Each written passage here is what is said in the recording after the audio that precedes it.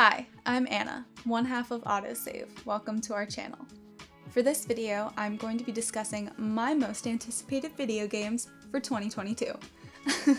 I will be listing games that will be available on the Nintendo Switch, the PC, and the PlayStation, though I will be primarily playing on the PC and Nintendo Switch. Ben, the other half of AutoSave, will also be putting out a video about his most anticipated video games, the ones he's most excited for, and maybe even the ones he's apprehensive about, and I'm really curious to see what he picks. We have pretty different preferences for video games, though we are both drawn to RPGs and anything that has an open world element. My preferences include otome games, farming and life simulations, RPGs with fantastical elements, and anything that can be classified as cozy. So, let's get started. I would like to start this video out with taking a quick look into my last month before we start the new gaming year. I've been playing a ton of Genshin Impact, which you'll be seeing more of on this channel because Ben will be playing it as a brand new player. He'll be bringing to you his reactions and adventures around Tibet, both in streams and YouTube content. And hopefully we will all see him fall in love with the game, and he will finally understand why I obsessively play it every night for hours. As for other games I've played recently, we have Pokemon Brilliant Diamond and Shining Pearl. Pokemon Diamond and Pearl was actually my first introduction to the Pokemon games. It coincided with me receiving my first console that was ever all mine, the DS. I also spent some time this past month playing through all 5 routes of Collar Malice. Collar Malice is an otome game where you play as the main character, a female police officer in Shinjuku, Tokyo, that is fresh to the force. And I experienced many of the alternate endings you can have with each character. This visual novel video game focuses heavily on the subjectiveness of justice, and as I was playing it, I felt like it really connected to a show that we're reacting to on the channel currently, and that is Death Note. So if you would like to hear any of my thoughts about Collar Malice, let me know in the comments. I would be happy to oblige with a video just about this game. Okay, now on to the main event, my most anticipated video games for 2022. Variable Barricade is an otome video game coming out on the Nintendo Switch on February 24th, 2022. When it comes to any media, books, anime, movies, TV, I am a lover of love and the romance genre. In Variable Barricade, the main character is an heiress of a prestigious family with a hefty fortune. And with just that fact alone, I can already tell that falling in love and finding a trustworthy partner may not be an easy journey for our MC. And to make matters worse, her options in love have been handpicked for her by her rather eccentric grandfather. As soon as I heard that her suitors were picked by a person solely described as eccentric, I knew that we were in for some pretty crazy, not so stereotypical characters. Some of the descriptions we are given of the type of men chosen are loan shark, gambler, gold digger, and gigolo. Oh boy, don't those sound interesting? Love matches, paired with a villa for them to all stay in together, made me think of an otome game I am currently playing, Cupid's Parasite from 2021. Cupid's Parasite also utilizes the idea of a shared house and possibly unsuitable bachelors with quirky personalities to create a bunch of comedic situations, intensity, and trials. And like the MC of Cupid's Parasite, our heiress in Variable Barricade is not looking to fall in love at all. She's actually trying to avoid it at all cost. I guess we'll find out if she is able to fight off her suitors' advances or if they will break through her barricades. Atelier Sophie 2, The Alchemist of the Mysterious Dream, comes out February 24th, 2022 for the Switch, PlayStation, and PC. This game will be focused heavily on item creation and exploration, and it is a turn-based fantasy RPG. Atelier Sophie 2 continues the story of friends Sophie and Plakta on their adventures. As the pair leave their hometown, they discover a huge tree that had been appearing in Plakta's dreams. But as they travel closer to the tree, they discover a mysterious vortex. And from there, Sophie wakes up alone in a whole new world. She now must adventure to find her friend, understand this new world she's been transported to, and unravel mysteries along the way.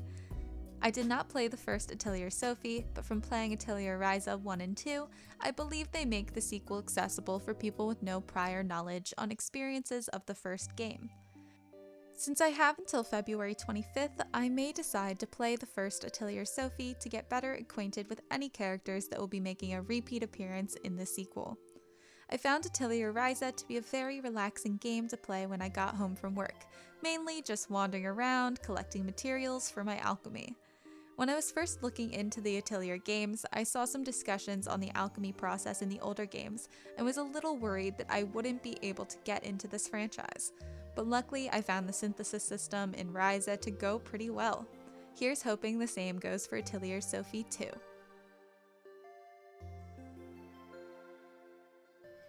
Next is Rune Factory 5. This game is coming out March 22nd, 2022 for the Nintendo Switch.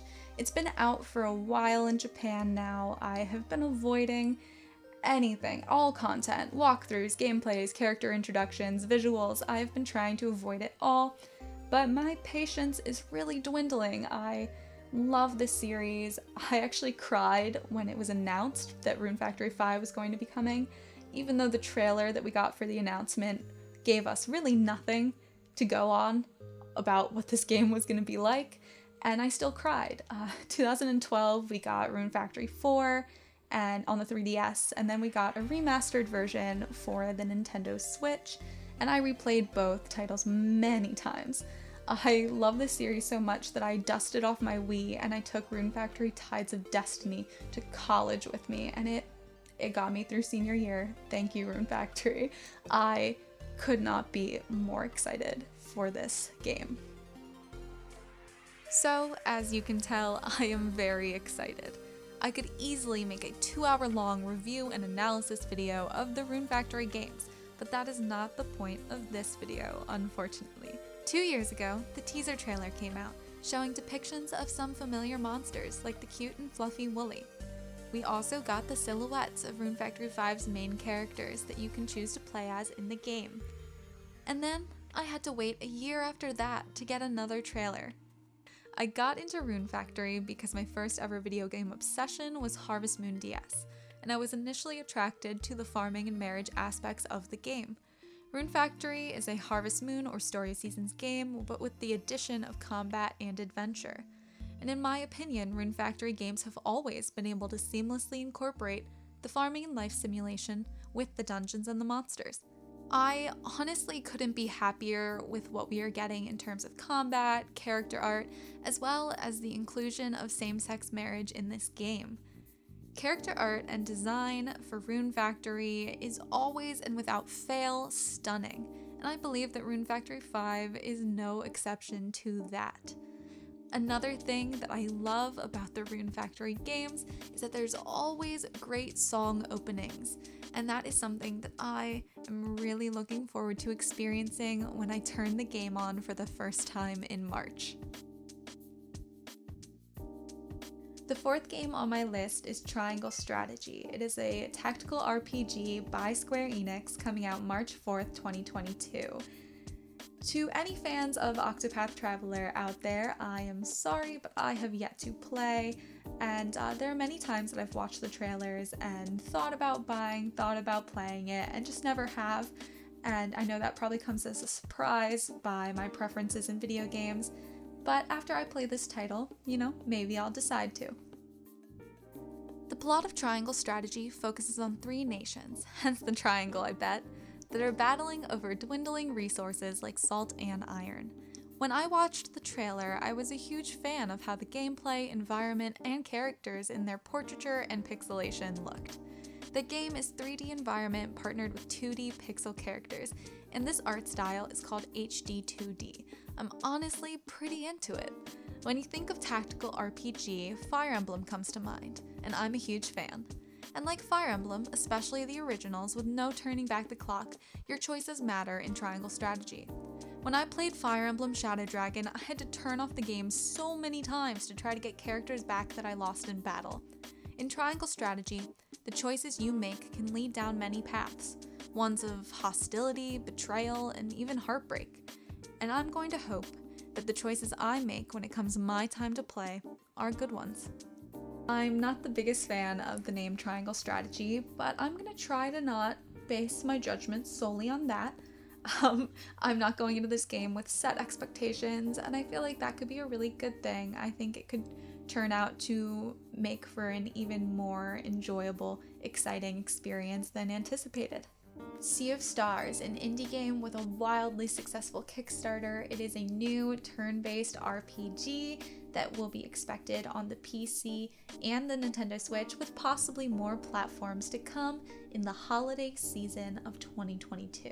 I know that's not an exact date, but that is still something, so expect this game around the holidays.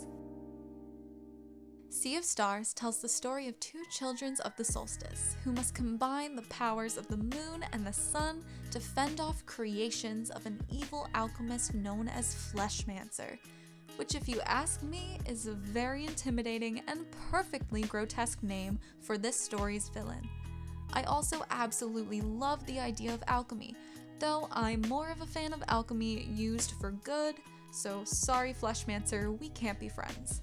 In this game, you will be able to swim, climb, and jump through this world that looks very enchanting, ensuring a nostalgic and comforting retro feel. What most excites me is that this game caters to all kinds of players and includes avenues to change the pace of your adventure, if you wish, like sailing, cooking, and fishing. And there's also an amazing soundtrack enticing you to enter this game and stay a while. When I first watched the trailer for this game, I honestly could not stop smiling. Coral Island. This game will be releasing sometime in 2022. It has been in my wishlist on Steam for a while now. It's inspired by the classics. There are crops to tend to, there are animals to nurture, and there are islanders to befriend, and maybe even fall in love with.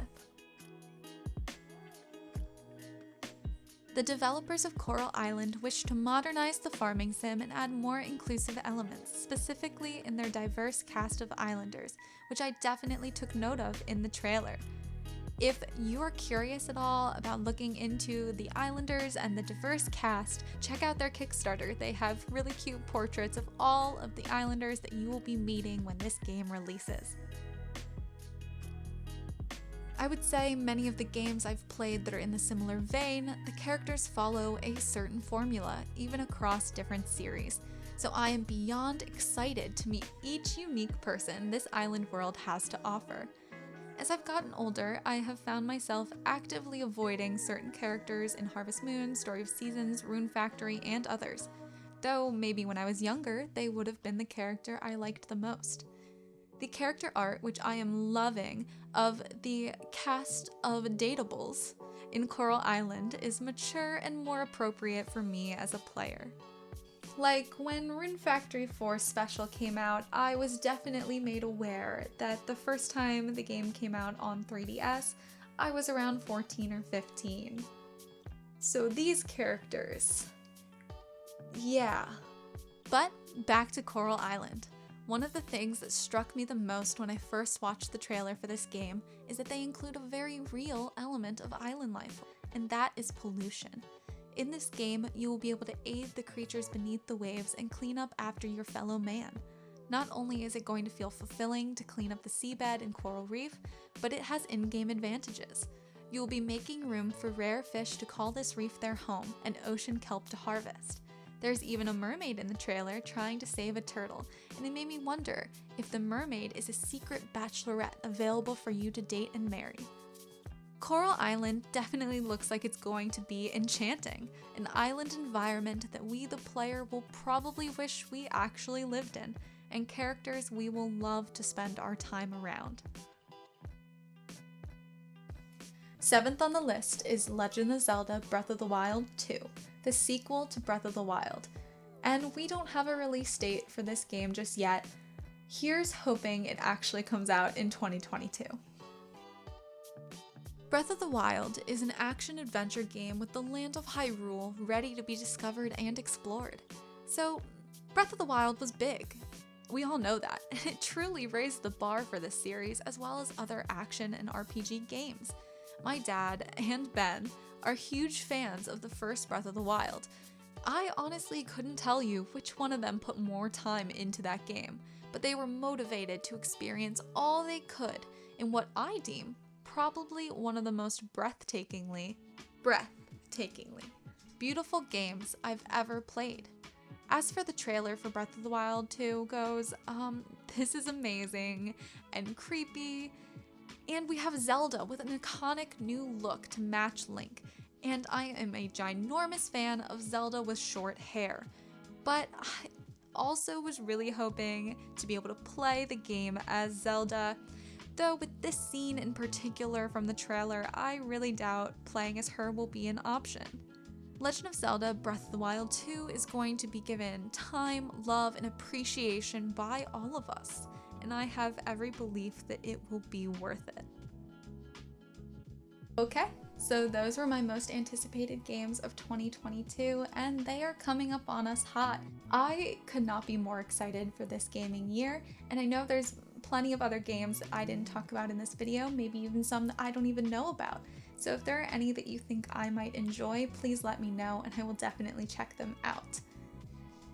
Thank you for watching. This has been Anna, one half of AutoSave.